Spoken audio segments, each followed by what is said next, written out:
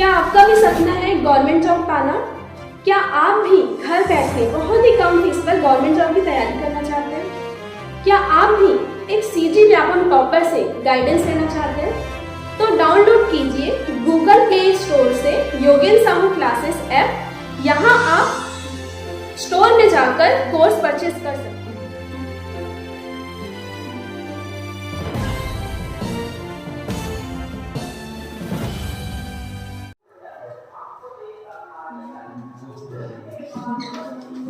ठीक है, अब आगे करते हैं।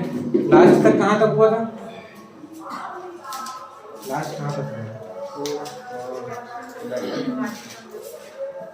ठीक है, तो कैबिनेट मिशन यहाँ के क्या बोलता है कि कॉन्स्टिट्यूशन असेंबली में कितने मेंबर होने चाहिए? 389 मेंबर होने चाहिए। अब ये 389 मेंबर को चुनने के लिए क्या होता है? इलेक्शन होता है। अब इलेक्शन होता है तो क्या होता है? कुछ लोग इलेक्टेड होते हैं, कुछ लोग नॉमिनेटेड होते हैं। तो इलेक्टेड कितने लोग होते हैं? 389 में 296 अपने क्या होते हैं? इलेक्टेड होते हैं। और कुछ लोग क्या होते हैं? नॉमिनेटेड होते हैं। ठीक है, तो इलेक्टेड कौन लोग होते हैं बताओ? British India. ब्रिटिश इंडिया मतलब ऐसा इंडिया जहां अंग्रेजों का डायरेक्ट शासन था। ठीक है, और 93 कहां से आते हैं? देसी होगा दूसरी स्टेट्स। ठीक है, हो गया। कुछ लोग खुश हो जा रहे हैं देसी सुन के। ठीक है, तो 296 यहाँ से आए, कहाँ से? British India. कुछ लोग आए प्रिंसली स्टेट से। आ रहा है। अब ये 389 को और बांट देते हैं अपन। जैसे अभी इंडिया में क्या है? स्टेट्स है बहुत सारे, वैसे उस टाइम स्टेट की जगह प्रांत रहते थे। ठीक है, क्या बोलते थे? प्रांत, प्रोविंस। ठीक है, और जैसे अभी यूनियन टेरिटरी है, ठीक है, केंद्र शासित प्रदेश, वैसे उस टाइम क्या था? सीसीए था।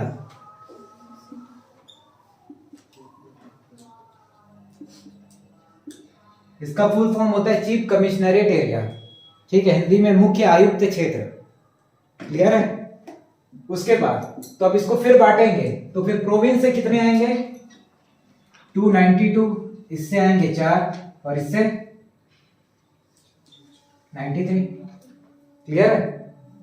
ठीक है, तो प्रोविंस से कितने आए? इससे 4। क्या होता है सीसीए का full form? Chief commissionerate area. लिख दूं?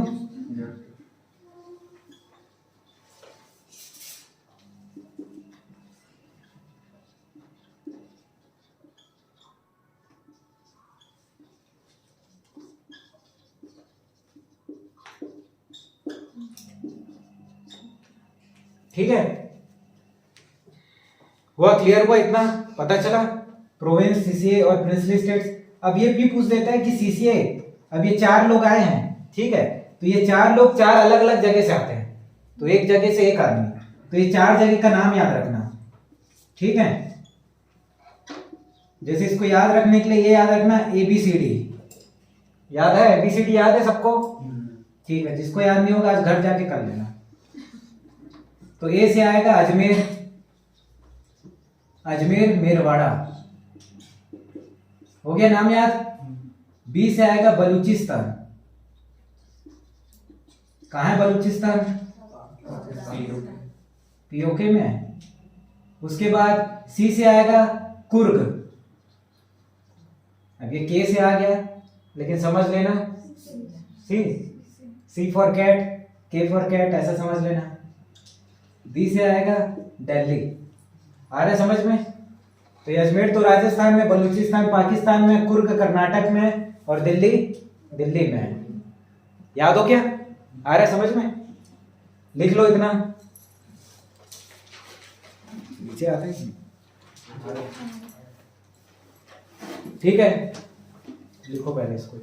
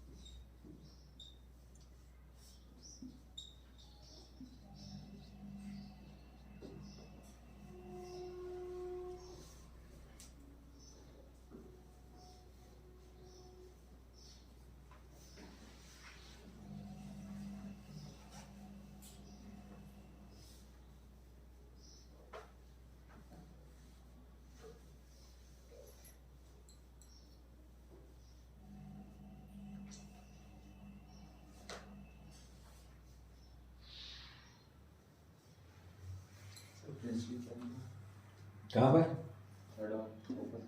ये प्रिंसली स्टेट्स, देसी रियासत।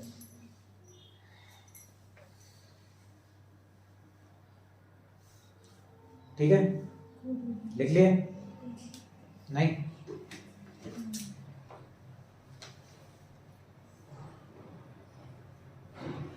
लिखने के साथ साथ याद भी कर लो।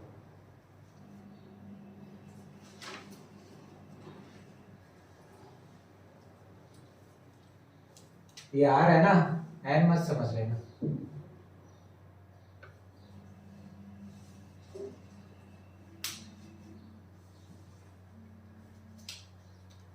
किसी का फोन आ रहा है?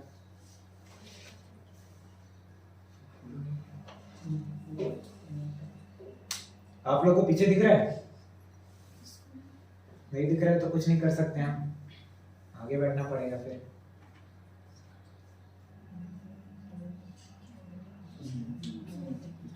कौन सा? सर वो 15 क्या वुमेन्स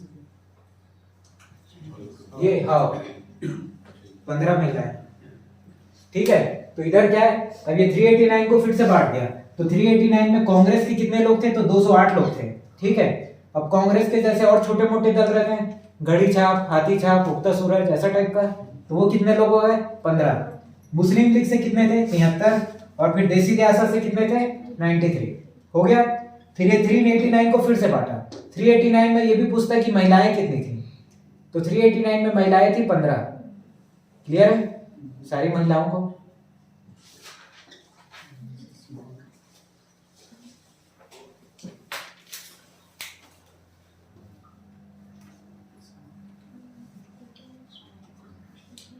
आपको क्लियर है?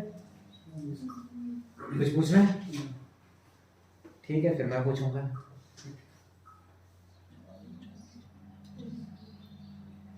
अब इसमें एक क्वेश्चन ये भी पूछ सकता है कि 15 महिला में एक मुस्लिम महिला थी।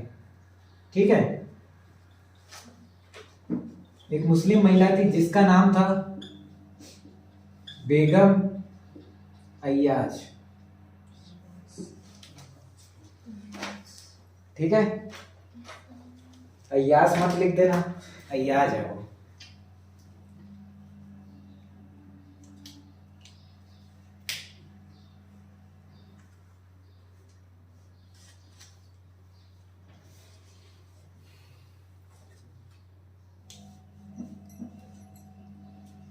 आ रहा है समझ?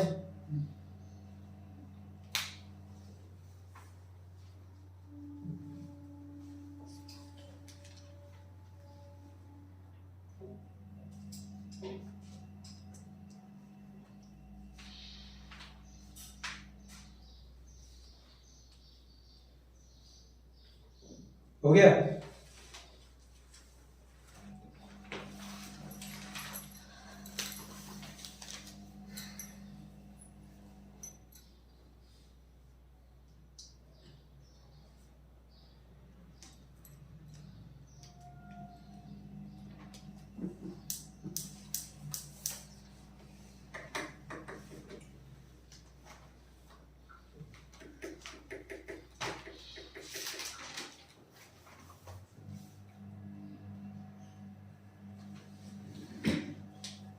हो गया आप लोग का पीछे? नहीं हुआ है? मिटा दो।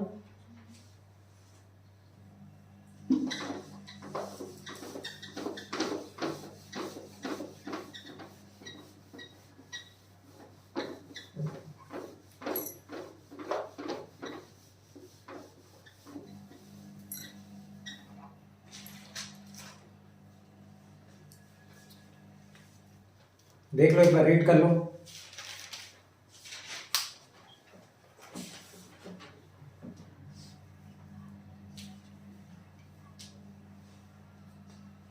मन में करो।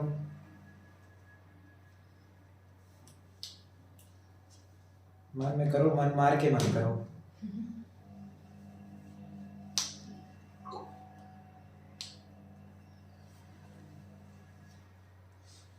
मैसेज करो लेकिन साइलेंट करो।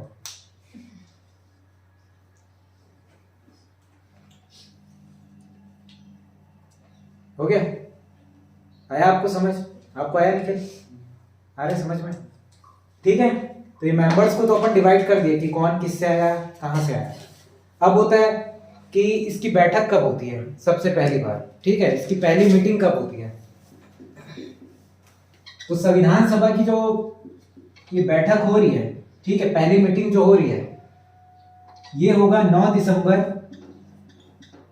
1946 को, ठीक है, 9 दिसंबर 1946 को। कहाँ होती है? तो दिल्ली में होती है। क्लियर हुआ? अब इस बैठक में क्या करते हैं, अब जैसे कि इतना सारा बैठक है तो बीच में कोई एक हेड चाहिए जिसको अपन अध्यक्ष बोलते हैं। जैसे कि आप सब बैठे हो तो समझ लो कि मैं अध्यक्ष हूं, यहाँ पर मैं किसी को बोल रहा हूँ कि आप जवाब दो, आप जवाब दो, तब ये क्लास चल रहा है। अगर कोई अध्यक्ष ही नहीं होगा, कोई भी खड़े होकर जवाब देगा, कोई भी पबजी खेलने लग जाएगा, कोई भी किसी को मैसेज करने लग जाएगा, है कि नहीं। तो इसीलिए कंट्रोल करने के लिए अध्यक्ष चाहिए था। तो जो पहली मीटिंग होती है उसमें अध्यक्ष को चुनते हैं, लेकिन ये जो अध्यक्ष रहता है वो टेम्पररी रहता है। आ रहा है समझ में? टेम्पररी मतलब कुछ समय के लिए रहता है, जब तक कोई परमानेंट ना बन जाए। तो उसका नाम पता है? तो उसका नाम है सच्चिदानंद सिन्हा।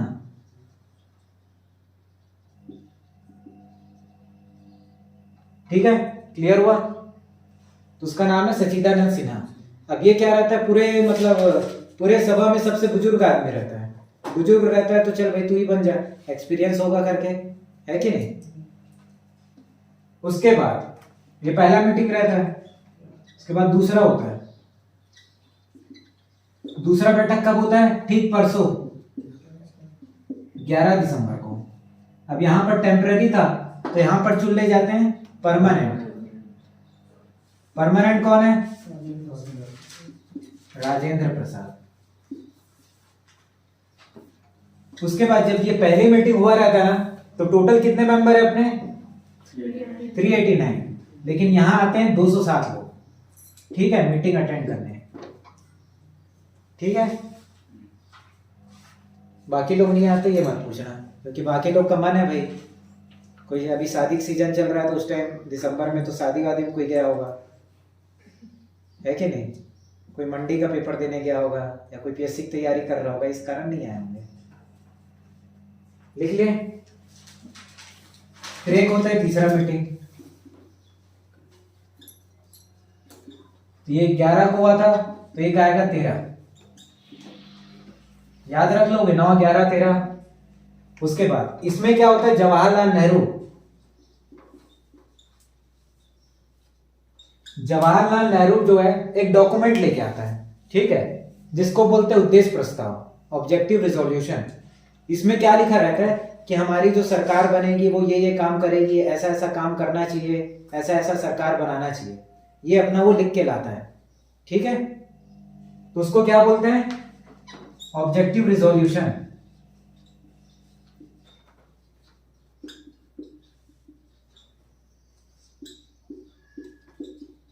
उद्देश्य प्रस्ताव।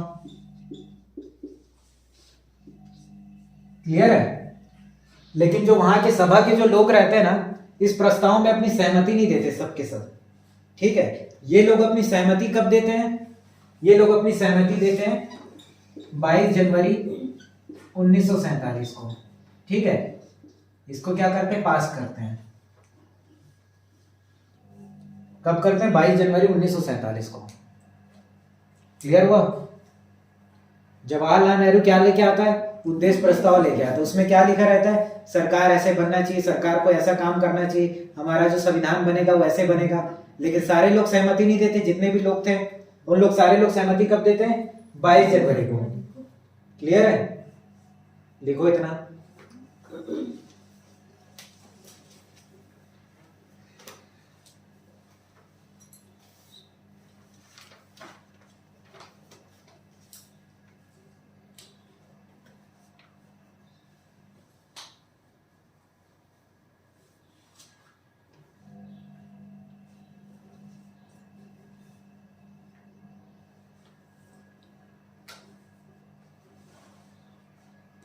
कैसे बाकी लोग नहीं आए क्या आज?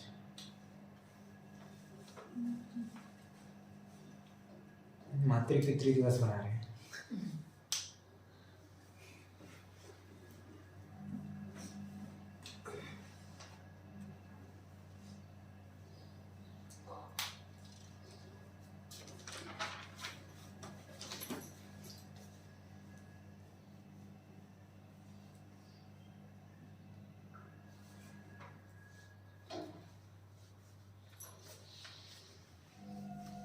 बता दूं?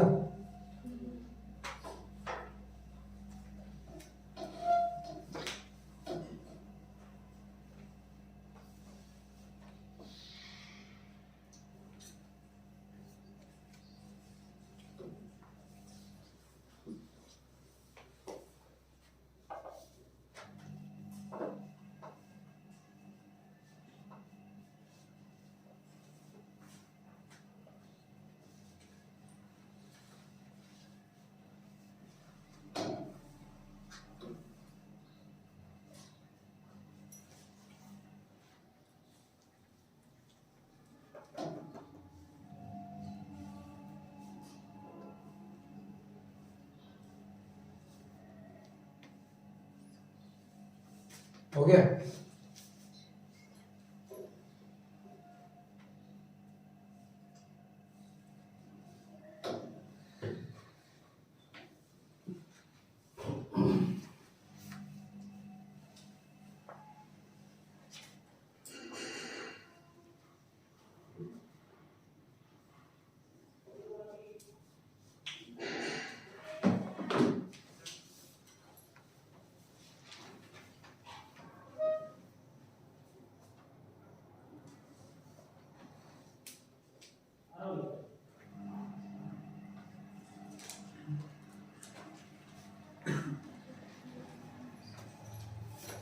हो गया?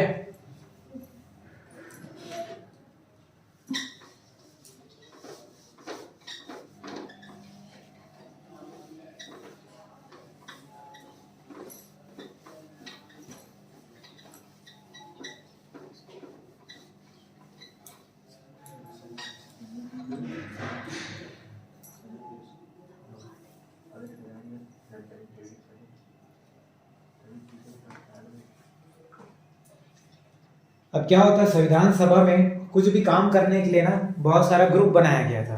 ठीक है, ग्रुप को अपन बोलते हैं कमेटी। ठीक है, जैसे अपन ही मान लो कहीं अपने को घूमने फिरने जाना है, तो एक जन को बोलते तू खाना पीना लेके आ जा, एक 4-5 लोगों को ग्रुप बना दिए, उसको बोले कि तू खाना लेके आ, और किसी को 4-5 के ग्रुप को बोल दिए कि तू गाड़ी लेके आ, तो तू कुछ और लेके आ, ऐसा करके।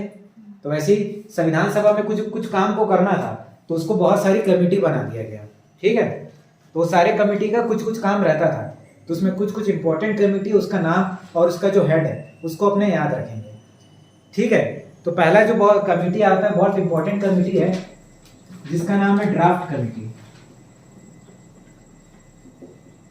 ठीक है, ड्राफ्ट कमेटी, इसका जो हेड है उसका नाम भी पूछता है, और इसमें कितने मेंबर थे वो भी पूछता है।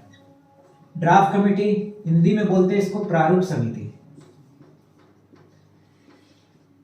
प्रारूप समिति, और इसका नाम है पांडु लेखन समिति। ठीक है, पांडु किसी नौकर का नाम नहीं, समिति का नाम है। और एक है मसौदा, इसी का नाम है। ठीक है, तो हिंदी में इसका नाम अलग अलग पूछ सकता है। पांडु बोलेगा तो भी प्रारूप है, मसौदा बोलेगा तो भी प्रारूप है। अब ये समिति बनता कब है, तो ये बनता है 29 अगस्त 1947 को बनता है। आ रहा है समझ में? अब इसमें एक और पूछता है कि ड्राफ्ट को तैयार कौन करता है।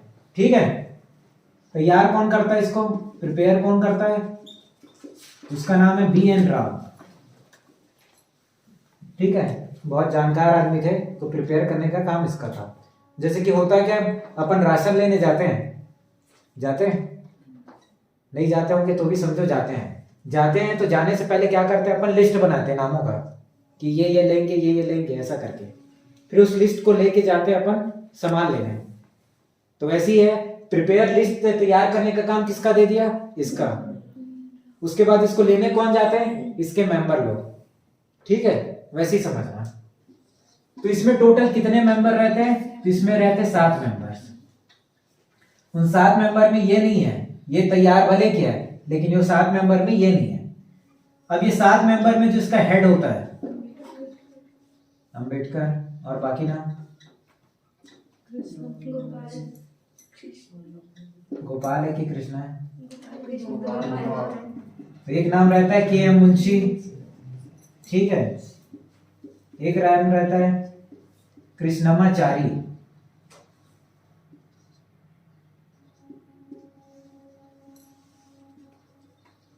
एक है कौन? कृष्णा स्वामी, ठीक है, कृष्णा कृष्णा आ गया। कृष्णमा स्वामी के बाद गोपाल स्वामी,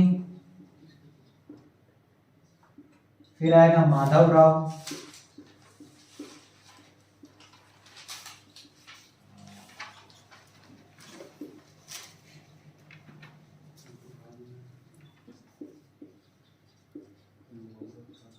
और आखिरी नाम है सैयद मोहम्मद सादुल्ला।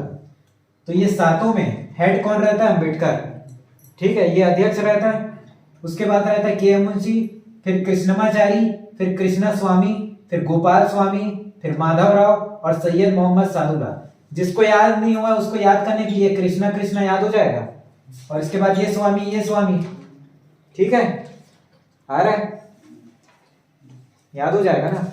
उसके बाद जो के एम मुंशी है, इसके बारे में ये बोला जाता है कि कांग्रेस से शामिल होने वाला पहला मेंबर यही है, ठीक है, पहला मेंबर कांग्रेस की तरफ से शामिल होने वाला पहला मेंबर कौन था? के एम मुंशी था, जो ड्राफ्ट कमेटी में शामिल था। मुस्लिम लीग से कौन था? तो ये था। क्लियर हो गया? लिखना चाहोगे तो लिख लो। नहीं लिखना है आप लोग को?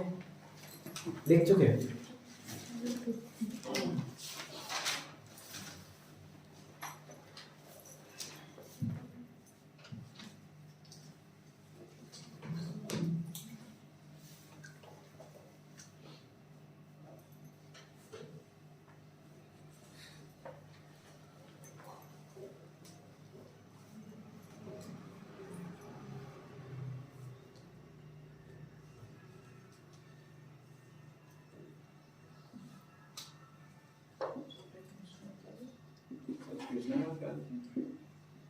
कौन सा कृष्णा? तीसरे नंबर का कि चौथे नंबर का? तीसरे नंबर का कृष्णमाचारी। छत्तीसगढ़ी में बोलते नहीं है चारी चुगली, तो वही वाला चारी है।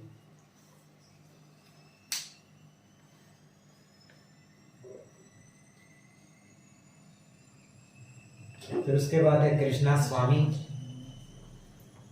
फिर है गोपाल स्वामी,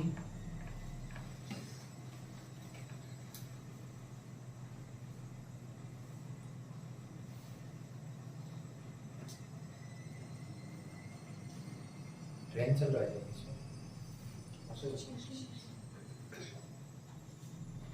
ट्रेन जैसा है।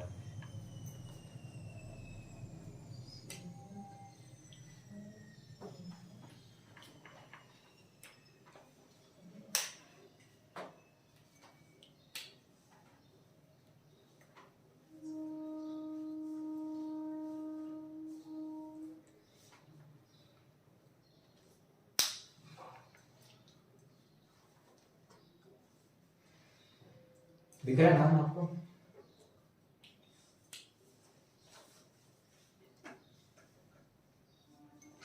सर सातवां नंबर सैयद मोहम्मद सादुल्ला।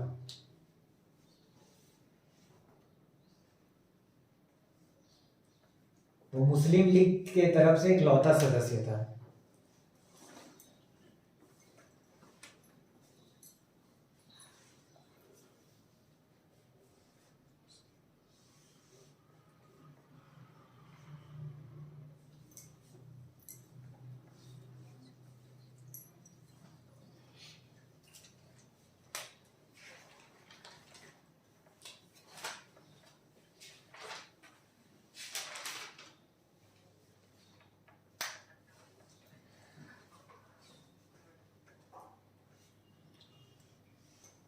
हो गया। उसके बाद लिखना एक तरफ कमेटी का नाम और एक तरफ उसके हेड का नाम। ठीक है, कुछ कुछ कमेटी है उसका नाम लिखना है आपको और उसके हेड का नाम याद रखना है। क्लियर है? तो पहली कमेटी लिखना यूनियन पावर कमेटी, संघ शक्ति समिति। क्या लिखोगे? यूनियन पावर कमेटी, संघ शक्ति समिति।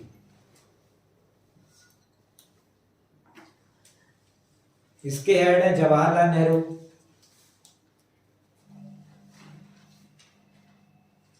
उसके बाद लिखना स्टेट कमेटी,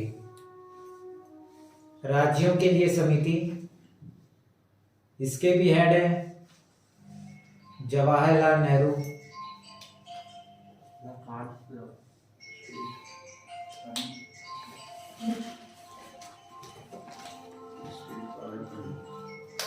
उसके बाद लिखना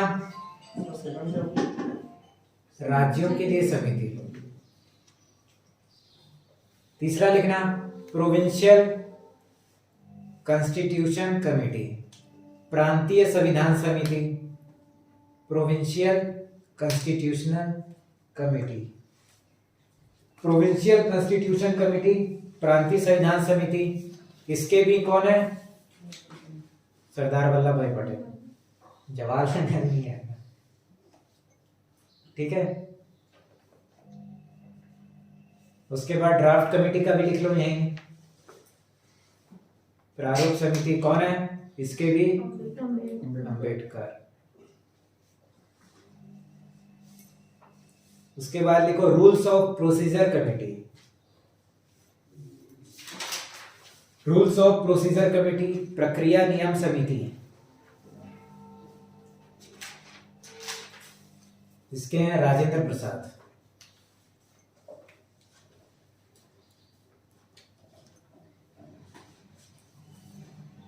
उसके बाद लिखो स्टीयरिंग कमेटी, संचालन समिति।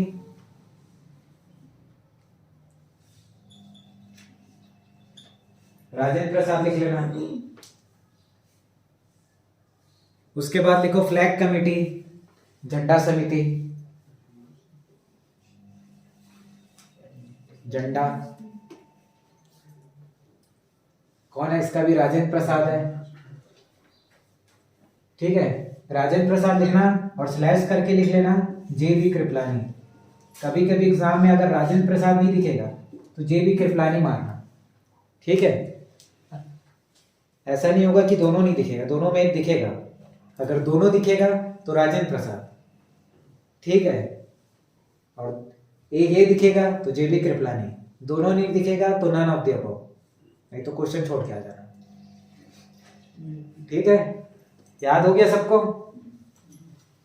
ठीक है, जल्दी एक बार नजर घुमा लो कॉपी में।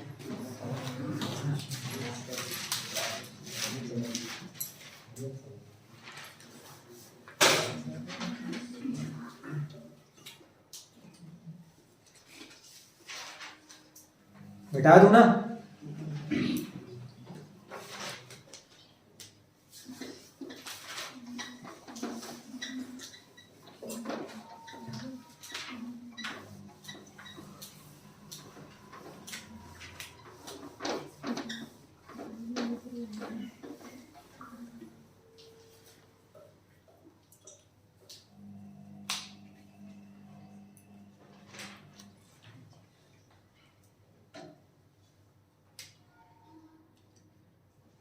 देखते हैं कौन बताता है सारे नाम लाइन से।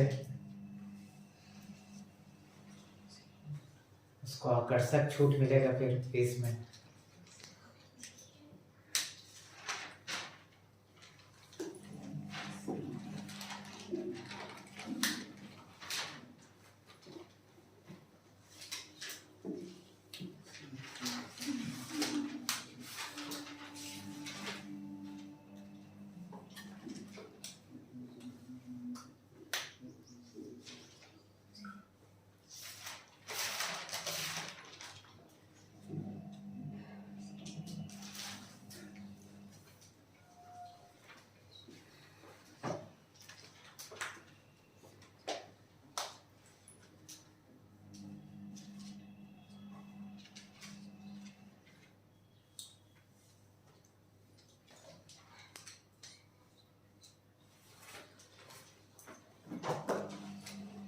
हो गया पक्का?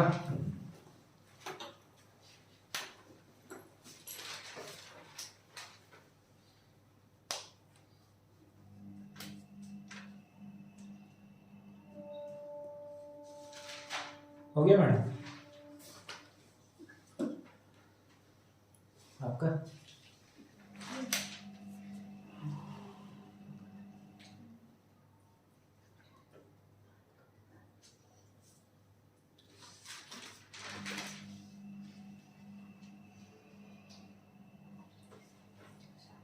बोर लग रहा है क्या?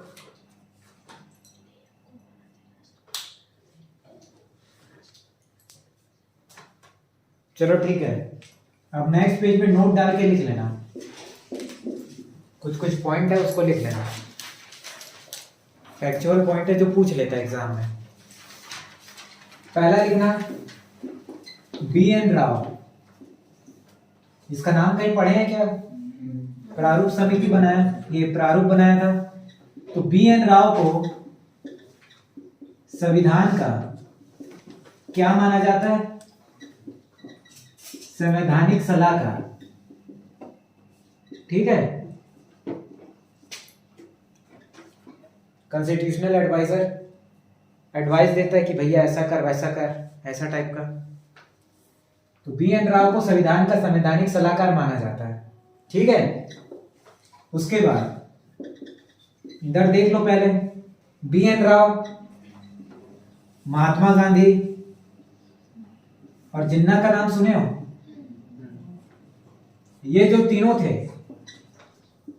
ये तीनों सदस्य नहीं थे, किसके किसके सदस्य नहीं थे? संविधान सभा के, ठीक है। आ रहा है समझ में? बी एन राव सलाह दे रहा है तो अपन समझेंगे होगा सदस्य। महात्मा गांधी का बहुत बड़े नेता थे तो अपन समझते ये भी सदस्य होंगे। जिन्ना जो पाकिस्तान का डिमांड करते बनाना चाहिए, तो ये लगता है कि ये तीनों हो सकते हैं, लेकिन ये तीनों नहीं है। आ रहा है समझ में? इसको अलग से लिख के याद रखे रहना, क्लियर है? उसके बाद एक और बड़ा नाम है अंबेडकर। अब ये पूछा जाता है कि अंबेडकर जो है संविधान सभा में कहां से सदस्य बनते हैं, कौन से जगह से, ठीक है। बताया था इलेक्टेड नॉमिनेटेड, तो ये कहां से सदस्य बनते हैं? तो बंगाल से, ठीक है। बंगाल से स्लैश डाल के लिखना बॉम्बे। अगर ऑप्शन में पहले बंगाल देगा तो बंगाल, ठीक है। बंगाल और बॉम्बे दोनों देगा तो भी बंगाल। अगर बंगाल नहीं देगा तब क्या लेना? बॉम्बे लेना, ठीक है। कभी बंगाल ले लेता है, कभी बॉम्बे ले लेता है, तो दोनों बता दे रहा हूं, ठीक है। प्रेफरेंस किसको दोगे? जो नाम पहले लिखा है, बंगाल को, क्लियर है? इतना आया समझ में? अब अंबेडकर को क्या माना जाता है? ये किसका अध्यक्ष था? प्रारूप समिति का था। और इसको क्या बोला जाता है? फादर ऑफ कॉन्स्टिट्यूशन है। किसी के बच्चे का तो नहीं है ये, ठीक है। इसको जनक बोलते हैं, संविधान का जनक है ये। और क्या था ये? पहले कानून मंत्री था ये, ठीक है। देश का पहला कानून मंत्री है ये, क्लियर है इतना? तो क्या था? पहले पढ़े बी एन राव, संविधान का क्या है? संवैधानिक सलाहकार है। उसके बाद बी एन राव, महात्मा गांधी और जिन्ना, ये संविधान सभा के मेंबर नहीं थे। अंबेडकर क्या था? कहां से चुनाव जीत के आया था? बंगाल से। बंगाल अगर बाई चांस नहीं देता तो क्या लोगे? बॉम्बे लोगे। अंबेडकर किसका अध्यक्ष था? प्रारूप समिति का। और किसका है? संविधान का जनक है और देश का पहला कानून मंत्री है, क्लियर है? लिखो इसमें।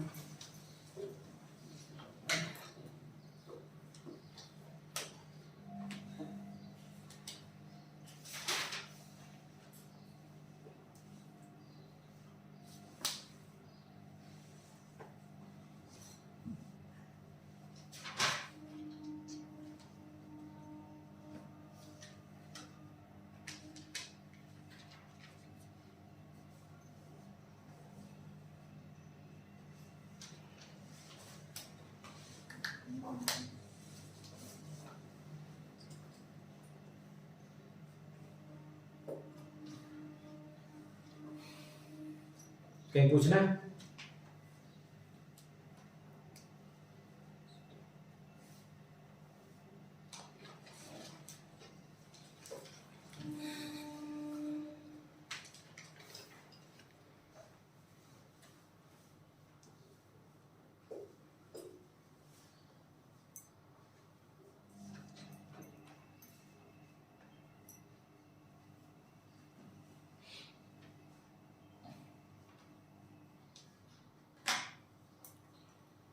बिठा दूं? बिठा दूं? हो गया? बिठाओ आप लोग का।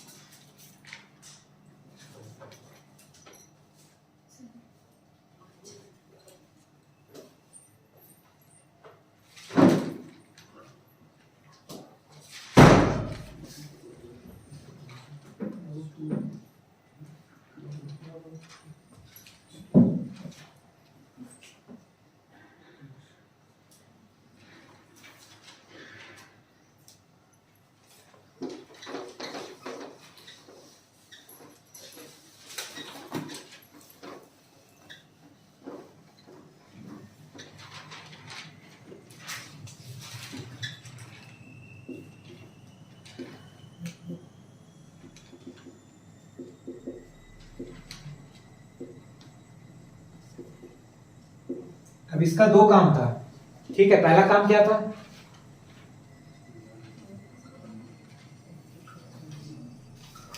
संविधान बनाने का था ना, संविधान बनाने का था, टू फॉर्म कॉन्स्टिट्यूशन। और एक काम था इसका पार्लियामेंट वाला, ठीक है। पार्लियामेंट तो 1952 में बना है, लेकिन अपना संविधान कब से? 46 से चालू हो गया। तो इस बीच में पार्लियामेंट वाला काम कौन करता था? ये संविधान सभा के लोग ही करते थे। आ रहा है समझ में? उस टाइम अगर पार्लियामेंट नहीं बनाए तब तक काम इन लोग करते थे। जब संविधान बनाने का काम करते थे, ठीक है, तो हेड कौन रहता था? अध्यक्ष राजेंद्र प्रसाद, बताया था ना। तब कौन रहता है अध्यक्ष? राजेंद्र प्रसाद। ये वाला रहता है तब जीवी मावलंकर। जब पार्लियामेंट के रूप में काम करते हैं तो हेड कौन रहता है? जीवी मावलंकर, ठीक है। जैसे सुबह कॉन्स्टिट्यूशन बनाने का काम कर लिए, फिर लंच वंच किए, उसके बाद ये पार्लियामेंट वाला काम कर लिए, ठीक है। तो इसका दो काम था कॉन्स्टिट्यूशन असेंबली का, एक कॉन्स्टिट्यूशन बनाने का और एक पार्लियामेंट के रूप में काम करते थे। क्लियर है आप लोग को? सबको क्लियर है? उसके बाद कॉन्स्टिट्यूशन में ये जो असेंबली होता है,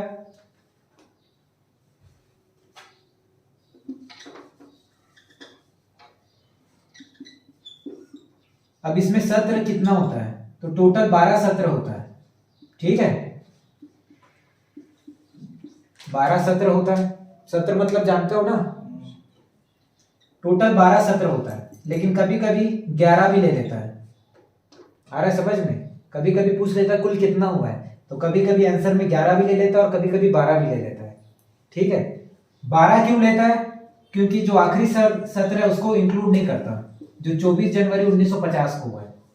इसके 2 दिन बाद ही संविधान बना था, ठीक है। आ रहा है समझ में? लिख लिया इतना। उसके बाद 1950 भावनाओं को समझो, लिखावट को नहीं, ठीक है। ठीक है सर, 1950 हो गया। उसके बाद संविधान में साइन कितने लोग करते हैं पता है? 284 लोग, 284 सदस्य साइन करते हैं। है कितने टोटल? ठीक है, 389 से अभी कम भी होंगे। तो साइन कितने करते हैं? 284 लोग। अब ये भी पूछता है कि पहला कौन किया, ठीक है। इतने लोग हैं तो पहला कौन किया और आखिरी कौन किया? पहला कौन करेगा?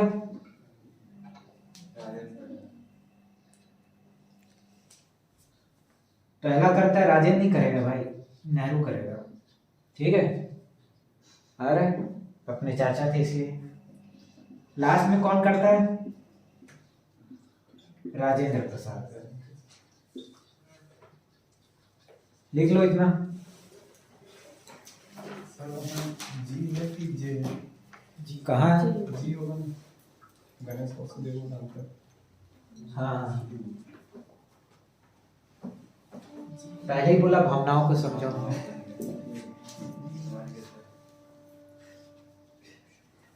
जी से गणेश। वासुदेव।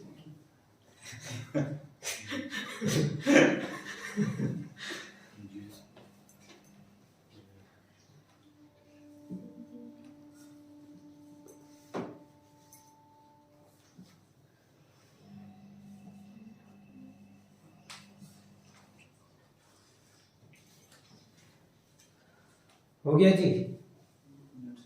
नहीं हुआ है।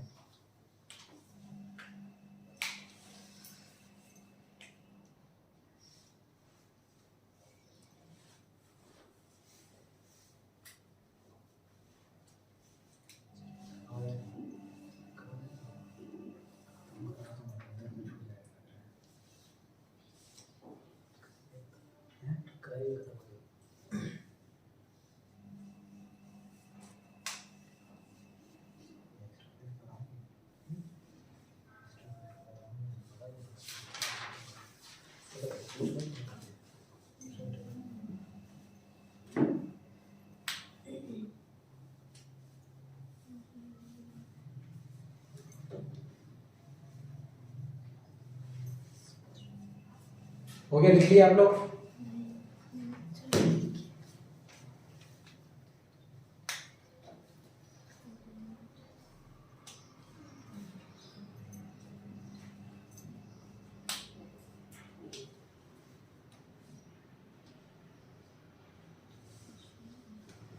टोटल कमिटी कितना होगा? टोटल कमेटी था 22 था।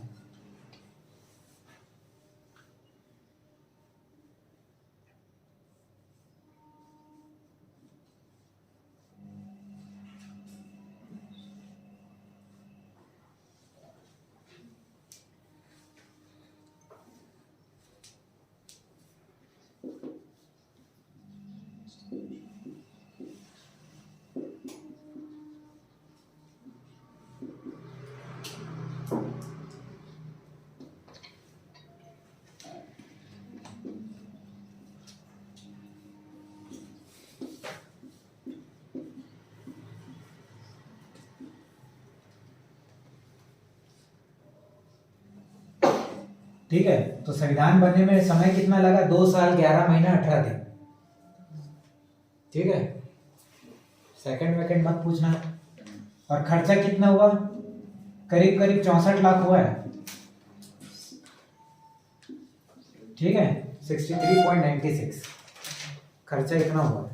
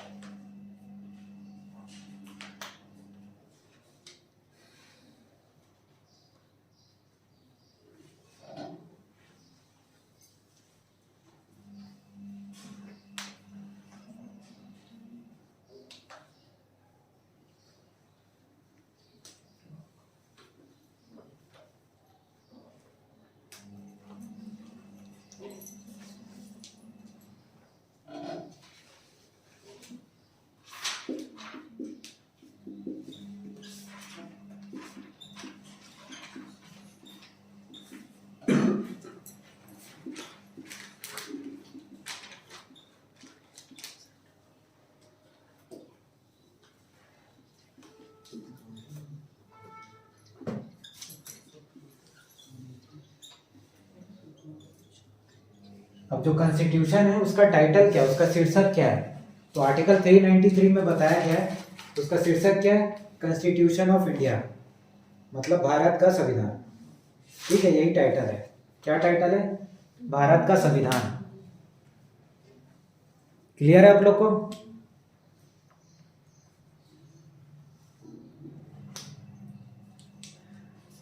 नाश्ता किए हो?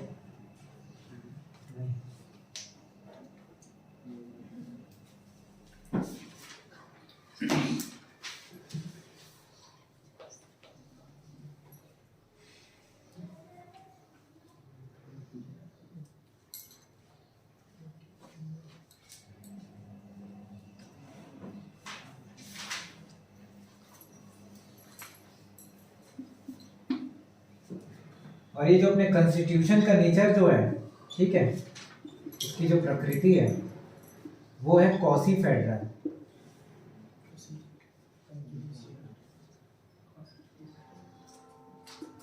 अर्ध संघात्मक, ठीक है। कैसा है इसका प्रकृति? अर्ध संघात्मक। अब ये दो शब्दों से मिलके बना है, एकात्मक प्लस संघात्मक।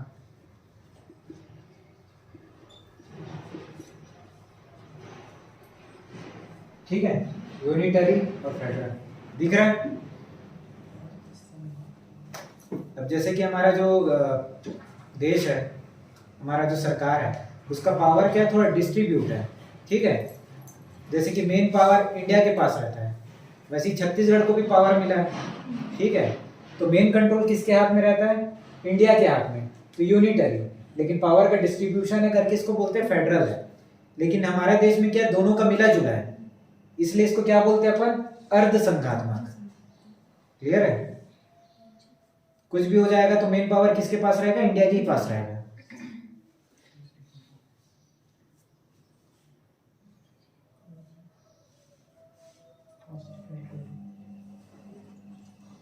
हो गया?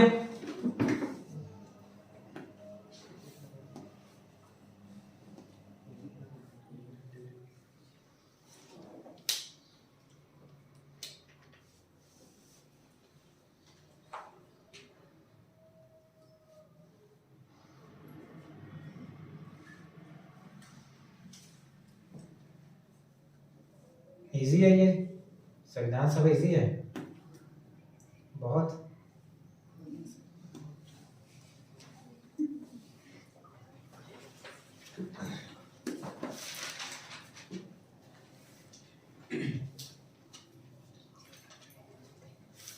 हो गया? अब इसी में 10 पॉइंट लिख लिया ना, एक 11th लिख लेना, उसमें लिख लेना इम्पोर्टेंट डेट, ठीक है।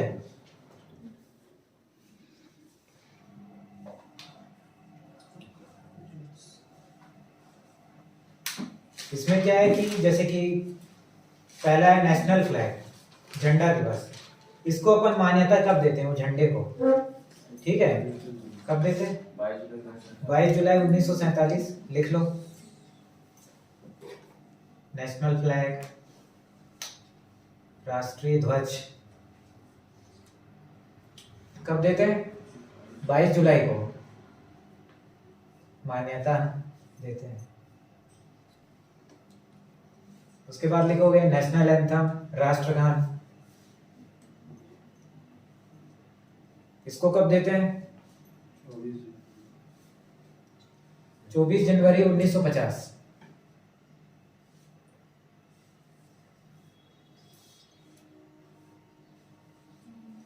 उसको कब दिए? 22 जुलाई 1947। हो गया नेशनल एंथम। नेशनल सॉन्ग, राष्ट्रगीत, क्या है राष्ट्रगीत? 24 जनवरी 1950 की कच्चा बादाम है।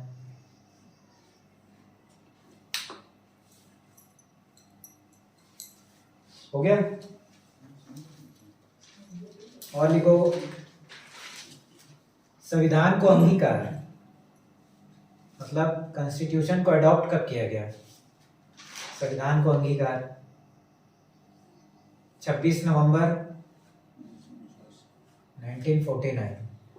कॉन्स्टिट्यूशन को अडॉप्ट कब किया गया? अडॉप्ट करने का मतलब क्या है कि उस दिन जो संविधान है वो आंशिक रूप से लागू हुआ था।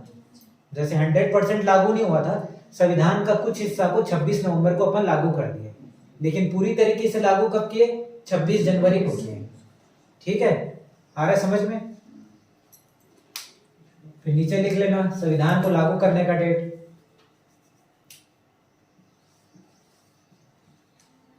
कॉन्स्टिट्यूशन इनैक्ट, ठीक है, कब हुआ? पक्का 26 जनवरी 1950। उसके बाद लिख लेना हिंदी दिवस कब मनाते, लिखे हो? 14 सितंबर, उसको भी लिख लो, ऑफिशियल लैंग्वेज। राजभाषा दिवस कब है? 14 सितंबर 1949।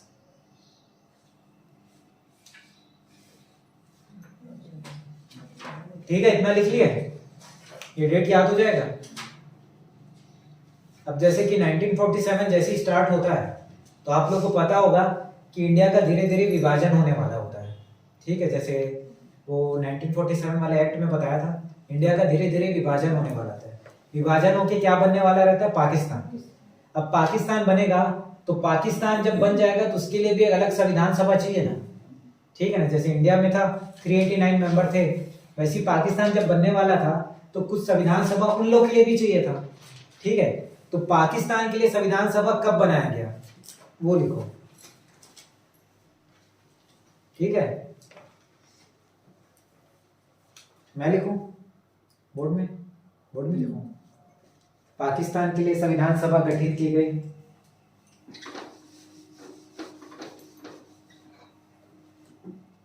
लिखो पाकिस्तान के लिए संविधान सभा गठित की गई 26 जुलाई को, 26 जुलाई 1947 को, ठीक है। उसके बाद एक और पॉइंट लिख लेना। अब भाई वहां के लिए संविधान सभा बन गया तो यहीं के लोग उधर जाएंगे ना, ठीक है। इंडिया पाकिस्तान तो एक था तो यहीं के लोग तो उधर जाएंगे, तो वहां जाने के बाद यहाँ कितने लोग बच गए? यहाँ तो 389 थे, तो यहाँ के लोग वहां चले गए तो यहाँ कितने बचेंगे? तो देश के विभाजन के बाद लिख लो, जिसको हिंदी में लिखना हो, देश के विभाजन के बाद संविधान सभा में सदस्य रह गए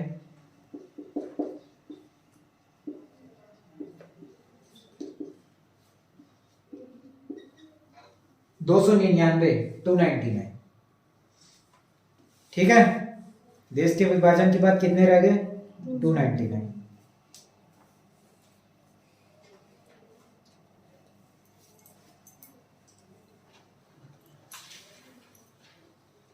उसके बाद लिखो, बोर हो गए?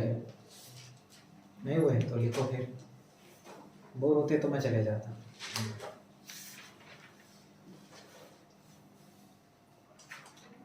सबसे बड़ा लिखित संविधान लिखो, लॉन्गेस्ट रिटन कॉन्स्टिट्यूशन किसका है? छत्तीसगढ़, भारत का है, इंडिया भी लिख सकते हो।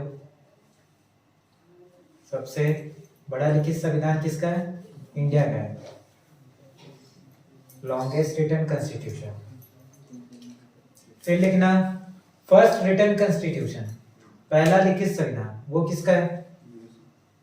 किसका? यूएसए या फिर अमेरिका।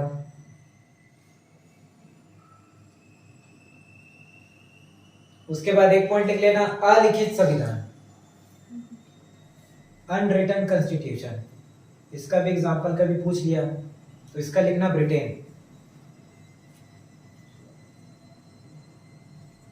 अब अलिखित यहाँ लिखा है लेकिन इसका मतलब नहीं है कि वो रिटर्न में नहीं है, वो रिटर्न में है। ब्रिटेन का जो संविधान है वो रिटर्न में लिखा हुआ है लेकिन वो सीक्वेंस में नहीं लिखा है। जैसा पढ़ रहे आर्टिकल 1 2 3 4, तो वैसा वो नहीं लिखा है, वो सीक्वेंस में नहीं है, ठीक है। उसके बाद ये लिख लेना, जो कॉन्स्टिट्यूशन में जो सील का यूज होता था, ठीक है, जो मुहर का यूज होता था, सिंबल, वो होता था हाथी का, ठीक है। कैसा दिखता था वो? हाथी टाइप का। हमारा संविधान भी इतना बड़ा है, भारी भरकम है, तो जो सिंबल भी होगा क्या होगा? बड़ा और भारी भरकम। तो सील कौन सा है? एलिफेंट, ठीक है।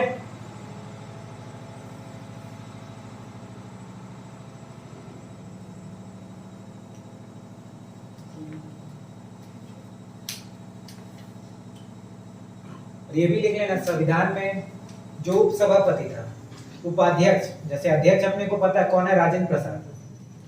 उपाध्यक्ष लिख लेना वाइस चेयरमैन, वाइस चेयरमैन था H.C. मुखर्जी।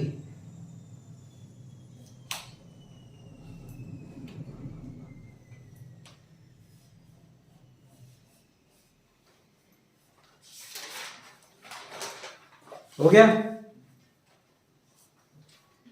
उसके बाद ये लिख लेना कि संविधान को इंग्लिश में कौन लिखा और हिंदी में कौन लिखा, ठीक है। तो इंग्लिश में लिखा प्रेम बिहारी नारायण रायजादा, ठीक है। प्रेम बिहारी नारायण रायजादा है, जो आप लोग सोच रहे हो वो नहीं है, ठीक है। प्रेम बिहारी नारायण रायजादा, प्रेम बिहारी लिख दो बस, बहुत प्रेम से लिखा है संविधान को। उसके बाद हिंदी में लिखा वसंत नारायण, वसंत नारायण, ठीक है। जब संविधान लिखा गया ना पहली बार, तो उसको इंग्लिश में लिखा गया, हिंदी में नहीं लिखा गया था। फिर उसके 15-20 साल बाद उसको हिंदी में लिखा गया, ठीक है। तो इंग्लिश में कौन लिखा, प्रेम बिहारी। उसके बाद प्रेम हो गया तो वसंत टॉकीज गया, तो हिंदी में लिखा है वसंत नारायण, ठीक है। कुछ लोग खुश हो रहे हैं, लगता है जाते हैं। हो गया, लिख ले, इतना याद रहेगा, देख लो एक बार, पढ़ो।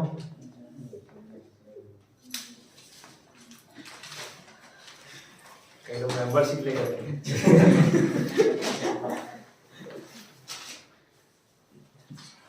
कितना है मंथली, मंथली मेंबरशिप कितना है?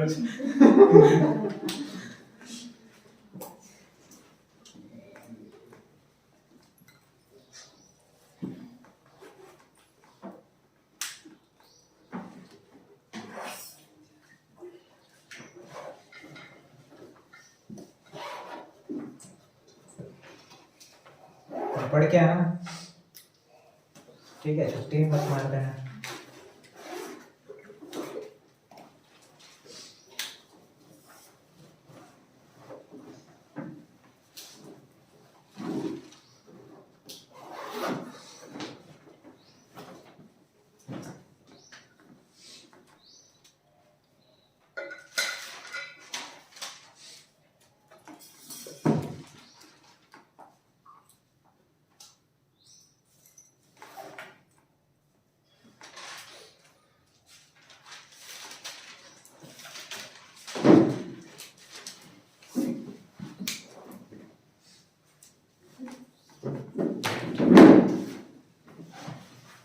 हो गया, करो फिर पूछना।